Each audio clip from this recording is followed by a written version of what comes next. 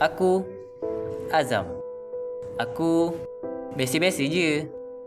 Hidup aku tak mewah, tapi cukuplah nak makan. Aku ni tak adalah pandai mana, tapi Alhamdulillah, tiap tahun dapat anugerah. Mesti ibu banggakan. Haha. Abang cari apa ni? Dia semalam tak balik. Aku tahu. Pendek kata, aku okey je.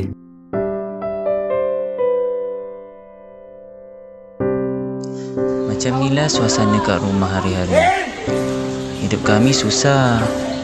Ibu dengan ayah hari-hari gaduh. Kesian ibu.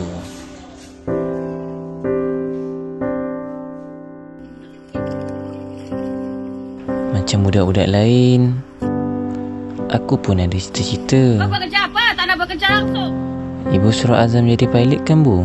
Datang sini pun mau makan free.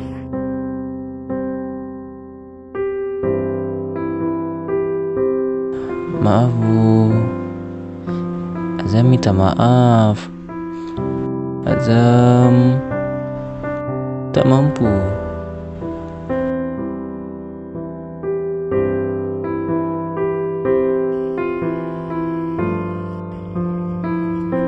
Jangan tinggal Azam sorang-sorang, Bu.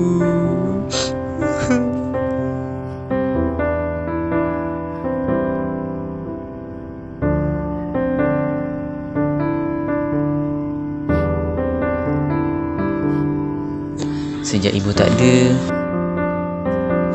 hidup aku mula tunggang langgang.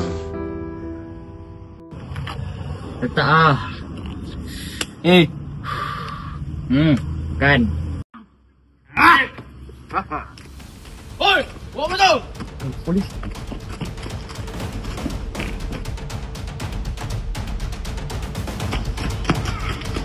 Ayah pula masuk penjara. Sejak itulah hidup aku mula sebatang kara.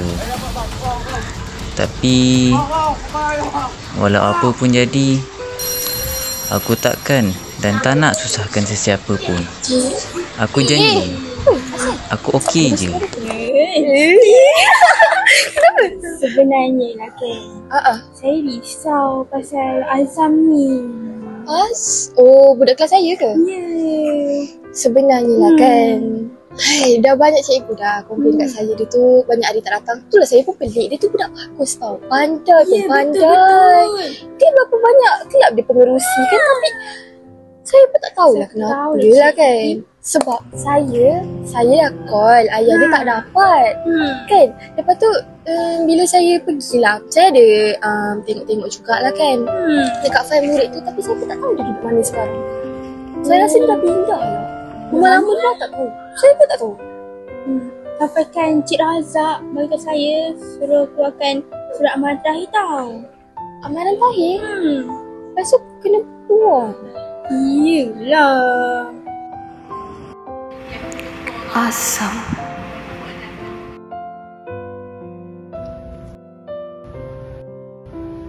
Pendek kata, aku okey je. Tak, awak tak okey. Asam. Kat mana lah awak sekarang? Kalau cikgu call pakcik awak, agaknya diangkat kan? Ya Allah, Azam, janganlah buat susah hati cikgu. Pendek kata, kami berdua dapat juga jumpa Azam. Dia datang dalam keadaan yang saya pun tak tahu macam mana benda tu boleh jadi macam tu dekat dia.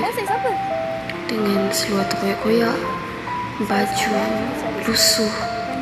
Ya Allah, kenapa tak bagi tahu cikgu, Azam? Kenapa?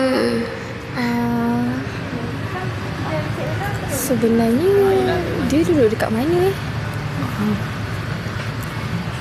Cikgu pun tak tahu ke dia duduk mana? Sebenarnya dia duduk dekat sini-sini je. Dan dia tak ada rumah pun. Dia duduk dekat store je.